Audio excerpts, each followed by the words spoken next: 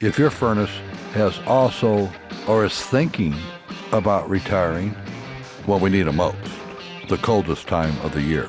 So if yours has done that, maybe it went with my furnace. You never know. We end up saving homeowners in Missouri and Illinois thousands of dollars.